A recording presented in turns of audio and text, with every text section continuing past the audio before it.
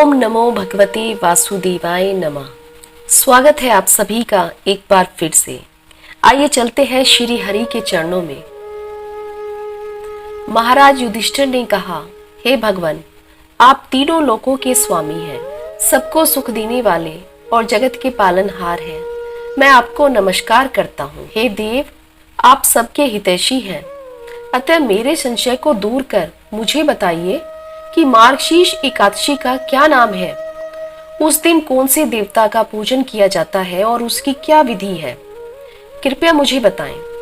भक्त वत्सल भगवान श्री कृष्ण कहने लगे कि धर्मराज, तुमने बड़ा ही उत्तम प्रश्न किया है। इसके सुनने से तुम्हारा यश संसार में फैलेगा।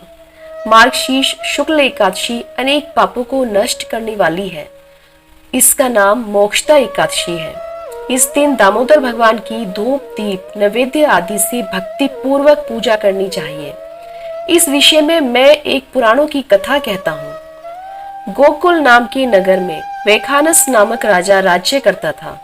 उसके राज्य में चारों वेदों के ज्ञाता ब्राह्मण रहते थे। वह राजा अपनी प्रजा का पुत्रवत पालन करता था। एक बार रात्रि में राजा ने एक स्वप्न देखा कि उसके पिता नरक में हैं। उसे बड़ा आश्चर्य हुआ। प्रातः वह विद्वान ब्राह्मणों के पास गया और अपना स्वप्न सुनाया। कहा, मैंने अपने पिता को नरक में कष्ट उठाते देखा है। उन्होंने मुझसे कहा है कि पुत्र, मैं नरक में पड़ा हूँ, यहाँ से तुम मुझे मुक्त कराओ। जब से मैंने यह वचन सुने हैं तब से मैं बहुत बेचैन हूँ। चित्त में बड़ी अशांति हो रही है। मुझे इस राज्य, धन, पुत्र, स्त्री, हाथी, घोड़े आदि में कुछ भी सुख प्रतीत नहीं होता। क्या करूं?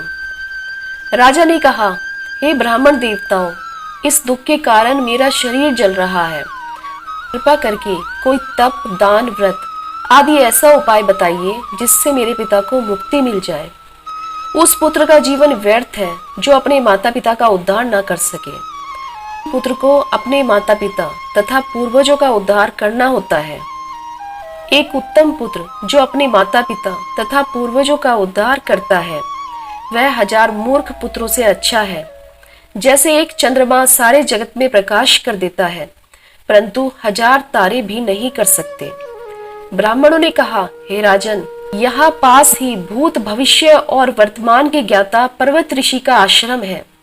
वह आपकी समस्या का हल जरूर बताएंगे। ऐसा सुनकर राजा मुनि के आश्रम पर गए। उस आश्रम में अनेक शांत चित्त योगी और मुनि तपस्या कर रहे थे।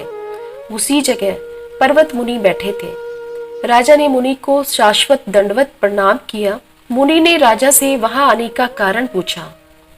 राजा ने कहा कि महाराज, आपकी कृपा से मेरे राज्य में सब कुशल है, लेकिन अकस्मात ही मेरे चित्त में अत्यंत अशांति होने लगी।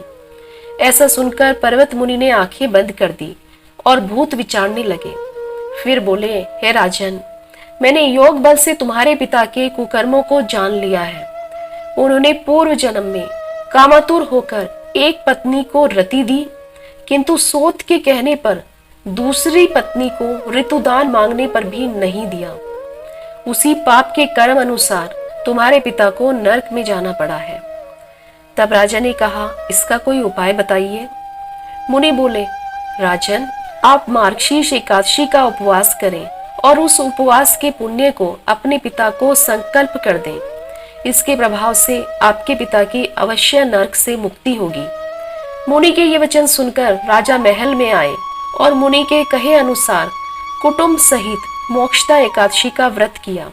इसके उपवास के पुण्य को उन्होंने अपने पिता को अर्पित कर दिया।